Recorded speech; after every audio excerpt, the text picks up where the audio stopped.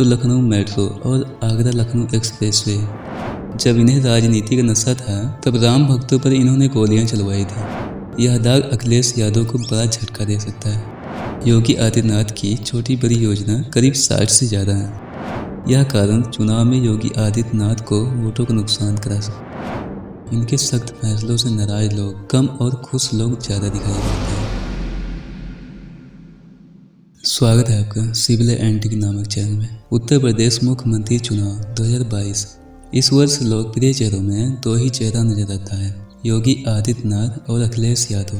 पर दोनों चेहरों को लेकर कुछ ख्याल, कुछ सवाल मन में आते रहते हैं। जैसे योगी आदित्यनाथ और अखिलेश यादव में कौन सही और कौन गलत हो सकता है, और जनता किसे ज़्यादा पसंद करती है या कौन अधिक लोकप्रिय है, कौन ईमानदार और इस बार किसकी सरकार। इस तरह के सवालों के जवाब आपको आज इस वीडियो के माध्यम से जानने को मिल जाएंगे। पर पहले आप जान लो कि हम और यह चैनल किसी तरह की राजनीति या किसी पार्टी विशेष का सहयोग और समर्थन नहीं करते।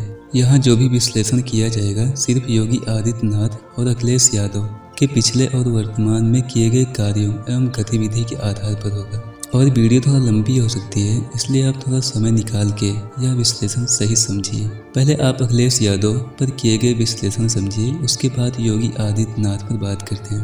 अखिलेश यादव अपने कार्यकाल में कुछ योजना लाए थे जो कि विकास की नज़र से बहुत ही महत्वपूर्ण फैसले थे, जो इस प्रकार हैं। नंबर 1 महिला शक्ति line, number 2 Lucknow metro, number 3 Agra Lucknow expressway, number 4 power sector का विकास करना, नंबर 5 पुलिस बल का आधुनिकीकरण, नंबर 6 कामधेनु योजना, नंबर 7 किसान आवास सर्वहित बीमा योजना, नंबर 8 किसान बजारस, नंबर 9 लोहिया आवास योजना, नंबर 10 समाजवादी स्वास्थ्य सेवा। यह ऐसी योजनाएं हैं जो सही तरीके से किसी भी राज्य में लागू हो जाएं तो वह राज्य विकास में बहुत आगे जा सकता है। पर योजनाएं उस समय सुनने में तो बहुत ही अच्छी लगी थी और इन पर कार्य भी किया गया था।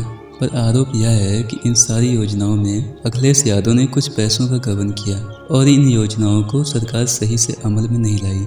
और बात करें वर्तमान में इनकी योजनाओं का हाल, तो लखनऊ मेट्रो और आगरा लखनऊ एक्सप्रेसवे, लोहिया आवास योजना और स्वास्थ्य योजना, बस यह योजनाएं ही वर्तमान में दिखाई देती हैं और बाकी योजनाओं का कोई अता पता ही नहीं है। और हो सकता है कि कुछ जनपदों में इनकी कुछ और योजनाएं भी हों, पर ज़्यादातर तो यह 3-4 योजनाएं ही प्रदेश में दिखाई पड़ती हैं। इससे स्पष्ट हो जाता है कि अखिलेश यादव अपनी योजनाओं को लेकर कितने कार्यरत थे। तो यह थे इनके कार्यकाल के अच्छे कार्य। अब बात करते हैं अखिलेश यादव के ऐसे कार्य जो लोगों को पसंद नहीं आए और जिस कारण इनकी लोकप्रियता कम हुई। कुछ लोगों का मानना था कि अखिलेश यादव मुख्यमंत्री के रूप में सही थे और कुछ का मानना था कि यह राज्य के विकास के लिए सही नहीं है। इसका मुख्य कारण इनके राज्य में बढ़ती गुंडागर्दी एवं भ्रष्टाचारी थी। और इनके मुख्यमंत्री काल में आप देखो तो भ्रष्टाचार की लिस्ट बहुत लंबी है। मैं ऐसे ही नहीं बोल रहा हूँ, आप अभी गूगल करके देख सकते हो। इन भ्रष्टाचार और अखिलेश की छवि खराब होने के पीछे इनके परिवार की कट्टर राजनीति और इनके चुने नेता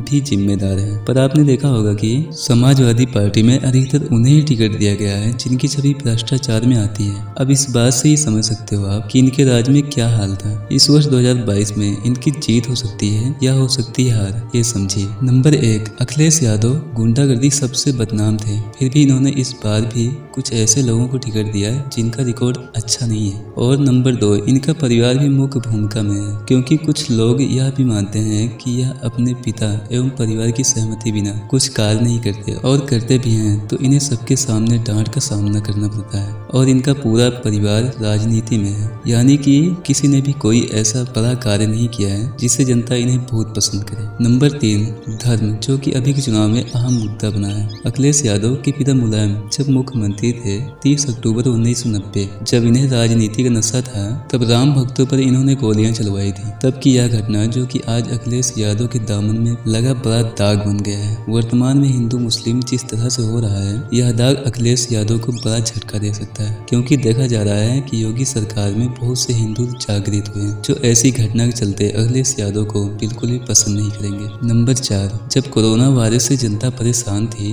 तब भी अखिलेश यादव और कांग्रेस ने खूब राजनीति की। लोगों की मदद के लिए यह बहुत कम ही दिखे और आज वर्तमान में जब टीकाकरण शुरू हुआ तब वैक्सीन पर भी अखिलेश यादव ने सवाल उठाए थे। इसका असर भी इस बार इन्हें चुनाव में दिख सकता है। अब आप योगी आदित्यनाथ के बारे में जान लो, उसके बाद आप सारी राजनीति और सारे सवालों के जवाब खुद से समझ सकोगे। योगी आदित्यनाथ की छोटी बड़ी योजना करीब 60 से ज्यादा है, जिन्हें अगर हम आपको बताते हैं तो वीडियो ज्यादा लंबी हो सकती है। फिर भी आप जान लो कि जब योगी आदित्यनाथ ने जीत के बाद शपथ ली थी और घोषणा पत्र में जो वादे किए थे वह पूरे हुए कि नहीं, जो इस प्रकार हैं। नंबर 1, कानून व्यवस्था। Number 2, anti Romeo squad. Number 3, किसान कर्ज माफी। नंबर 4, अवैध बूचर खानों पर कार्रवाई। नंबर 5, 24 घंटे बिजली और गड्ढा मुक्त सड़कें। नंबर 6, नारी सुरक्षा। और नंबर 7, गुंडागर्दी पर लगाम। अखिलेश यादव की योजनाओं को देखते हुए तो यह कहा जा सकता है कि योगी सरकार में काफी हद तक योजनाओं और फैसलों पर अखिलेश यादव के मुकाबले ज्यादा ध्यान दिया गया है। और इनकी कुछ ऐसी भी योजनाएं हैं जैसे आवास,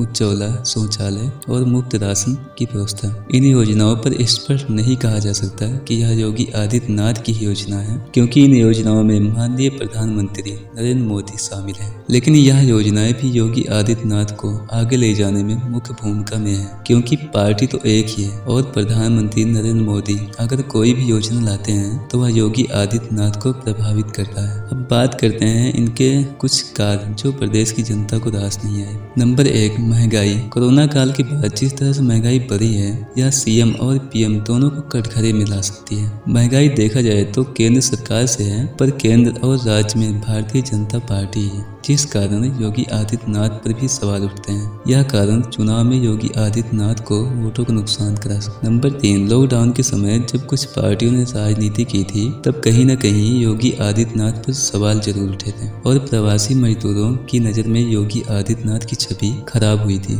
हालांकि अब तो लोगों को सच पता है, फिर भी कुछ लोग इन्हें आज भी गलत समझते हैं। नंबर 4, योगी आदित्यनाथ का कट्टर हिंदुत्व स्वभाव ही है जो कुछ लोगों को बहुत पसंद और कुछ को बिल्कुल भी पसंद नहीं आता। किन्हें पसंद और किन्हें नहीं पसंद है यह आप भली भांति समझ सकते हो। नंबर 5, योगी आदित्यनाथ ने कुछ दिन पहले अवैध बूचर खानों पर लगाम लगाई थी और गायों के लिए गौशाला बनवाएंगे यह फैसला किया था। और इनका यह फैसला शुरुआत में तो लोगों को पसंद आया, पर कुछ दिन बाद कानून सख्त हुआ और गौ कसी पर लगाम लगी।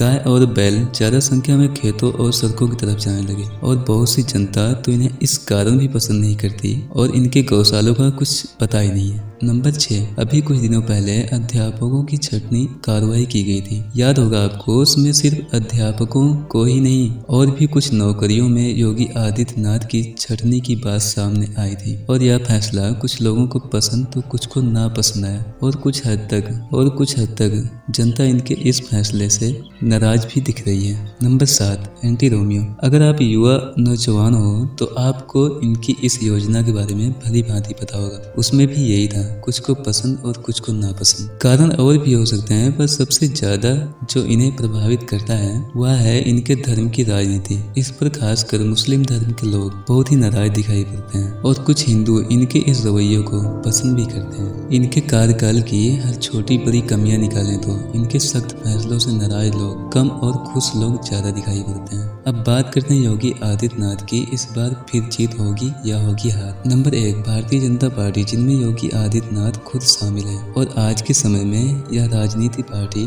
फर्श से अर्श पर है। इस पार्टी का मुकाबला आज कांग्रेस भी नहीं कर पाई। कहने का मतलब कि योगी आदित्यनाथ की जीत के पीछे इनकी पार्टी का ही योगदान रहा है और इस बार भी है। नंबर 2, प्रधानमंत्री नरेंद्र मोदी की छवि। इनकी इतनी लोकप्रियता है कि विदेशों तक इनके खूब चर्चे हैं और आपको जान के हैरानी होगी कि पूरी दुनिया के देशों में राष्ट्रपति और प्रधानमंत्री को उनके देश के लोग उतना नहीं पसंद करते जितना भारत के लोग प्रधानमंत्री नरेंद्र मोदी को पसंद करते हैं। यानी कि लोकप्रिय मामले में नरेंद्र मोदी पहले स्थान पर आते हैं और यही लोकप्रिय छवि और योगी आदित्यनाथ को इनका इतना समर्थन इन्हें दोबारा मुख्यमंत्री बना सकती है। नंबर 3, गुंडागर्दी और भ्रष्टाचार। उत्तर प्रदेश में बहुत नियंत्रण हुआ है, इसका भी लाभ योगी आदित्यनाथ को मिल सकता है। नंबर 4, महिलाएं भी योगी आदित्यनाथ को प्रदेश के विकास के लिए उचित मानती हैं। कारण योगी आदित्यनाथ के सीधे फैसले जिनसे मनचले और गुंडे नियंत्रित हैं। इसका फायदा भी योगी आदित्यनाथ को होगा। नंबर 5, हिंदुत्व छवि जिससे योगी आदित्यनाथ चर्चे में रहते हैं, जिससे ज्यादातर संख्या में मुस्लिम लोग योगी आदित्यनाथ को उत्तर प्रदेश के विकास के लिए उचित नहीं मानते। वहीं देखा जाए तो जितने मुस्लिम योगी से नाराज हैं उससे कहीं ज्यादा हिंदू खुश भी हैं। पर हिंदुओं का वोट बढ़ सकता है या स्पष्ट कहा जा सकता है, और इससे योगी आदित्यनाथ को फायदा होगा या होगा नुकसान, यह कहा नहीं जा सकता। नंबर 6, राम मंदिर का केस कोर्ट में कितने दिनों से अटका था आपको पता ही होगा, पर योगी आदित्यनाथ और नरेंद्र मोदी के कार्यकाल में राम मंदिर का फैसला आया। यह फैसला योगी आदित्यनाथ, नरेंद्र मोदी और इनकी पार्टी से जुड़ा है, जिससे चुनाव में हिंदू वोटरों की संख्या में बढ़ोतरी हो सकती है। नंबर 7, वाराणसी की ओर प्रधानमंत्री की जो छवि है अधिक लोकप्रिय है, जिसका फायदा भी योगी आदित्यनाथ को हो सकता है। नंबर 8, चैनलों में ओपिनियन पोल तो आपने देखा ही होगा। उन्होंने ओपिनियन पोल ऐसे ही नहीं बना दिया है, इस पर पूरे उत्तर प्रदेश के लोगों की राय शामिल है, जिसमें अखिलेश यादव की सीट बढ़ी है, फिर भी योगी आदित्यनाथ की जीत दिख रही है। कारण अभी और भी हैं जो साबित करते हैं कि इस बार फिर योगी आदित्यनाथ मुख्यमंत्री पद पर रहेंगे। फिर भी यह फैसला आप स्वयं करें, और उम्मीद करता हूँ कि आपने यह विश्लेषण सही समझा होगा और आपको आपके सवालों के जवाब मिल गए होंगे। एक बार फिर से आपको याद दिला दें, मैंने जो भी जानकारियाँ दी है आप इन्हें गूगल पर या कहीं भी जांच सकते हो। हमने अपनी तरफ से कुछ भी ऐसा नहीं बोला है जिससे किसी की भावना को ठेस पहुंचे या किसी को बुरा लगे। अगर आपको यह विश्लेषण पसंद आया तो वीडियो लाइक और चैनल को सब्सक्राइब कर सकते हो। धन्यवाद। जय हिंद।